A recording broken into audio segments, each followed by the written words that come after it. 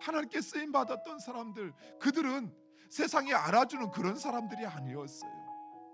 이름도 알려지지 않았던 무명의 사람들이었습니다. 그가 사는 곳이 그렇게 유명하지 않은 무명한 곳에 살던 사람들이었습니다.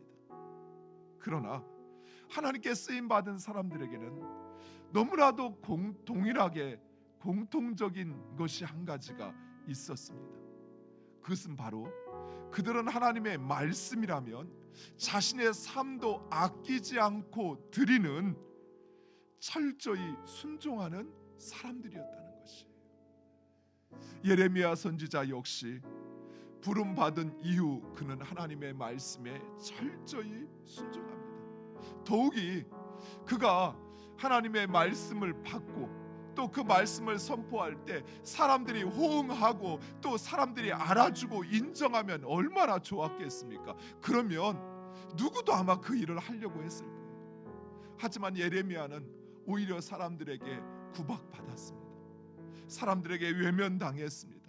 사람들에게 결박되어 말하지 못하도록 오히려 땅굴에 옥에 갇히기도 하였습니다.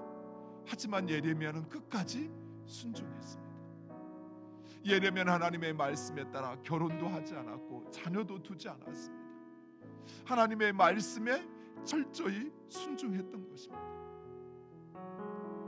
예레미야가 이처럼 철저히 순종하는 삶을 살 수 있었던 그 이유, 그 첫 번째 이유는 그는 하나님을 철저히 의지하였습니다.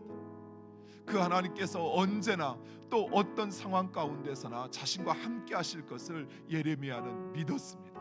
그리고 그 하나님께서 자신을 그 어디에서나 구원하실 것을 믿었습니다.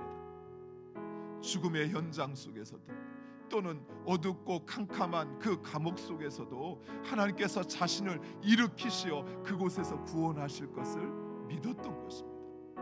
사랑하는 성도, 우리가 하나님의 말씀에 순종하는 삶을 살기 위해서는, 말씀대로 사는 삶을 살기 위해서는 무엇보다도 바로 그 하나님을 의지하셔야 합니다. 하나님께서 언제나 어느 곳에서나 어떤 상황에서나 심지어 내가 그 하나님의 말씀 앞에 온전히 서지 못하는 상황이라 할지라도 그러나 하나님은 나와 함께 하십니다. 그리고 그 하나님은 그 어떤 상황에서도 나를 반드시 구원하신다는 사실입니다. 세상 사람들이 더 이상은 소망이 없다고 포기하는 순간, 사형장의 바로 그 현장이라 할지라도 하나님은 우리를 구원하십니다. 바로 그 하나님을 의지할 때 우리는 순종할 수 있는 것입니다. 두 번째, 우리는 우리의 사명을 분명히 확신해야 합니다. 실제로 예레미야는 유다 왕국의 멸망과 회복뿐만 아니라 여러 나라들의 흥망성쇠에 대하여 선포하였습니다. 그리고 그의 선포는 역사가 되었습니다.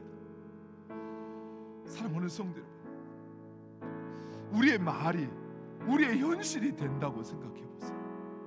여러분이 선언하고 선포하는 것이 그대로 나의 삶에, 그리고 우리의 가정과 우리의 교회와 이 나라 가운데 이루어진다고 생각해 보세요.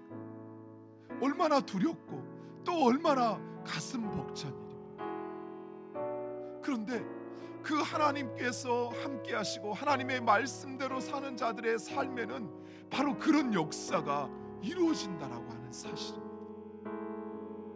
여러분의 마음의 소원을 가졌던 그것, 하나님의 뜻 가운데 살고자 하는 자, 그가 그 입으로 선포하는 일들이 그들의 삶에 그대로 이루어지는 것입니다. 사랑하는 성도 여러분, 하나님께서는 우리가 우리 어머니의 태에 만들어지기 전부터 우리를 알고 계셨어요. 그리고 우리를 선택하셨고, 그리고 우리를 하나님의 자녀 삼으셨고, 그리고 우리를 오늘 이 자리까지 인도하신 것입니다.